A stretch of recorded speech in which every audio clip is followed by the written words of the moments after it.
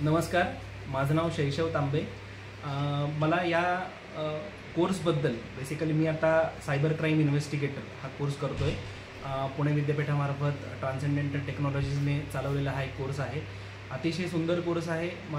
मी ह्याआधी शिक्षण क्षेत्रामध्ये कार्यरत होतो ॲज अ शिक्षक म्हणून, परंतु मला ह्या फील्डबद्दल खूप पहिल्यापासून उत्सुकता होती आणि त्या उत्सुकतेला मला आत्ता कुठेतरी संधी मिळाली, वाव मिळाला आणि या कोर्सबद्दल मला लिंक्डइन या प्लॅटफॉर्मवरनं कळलं।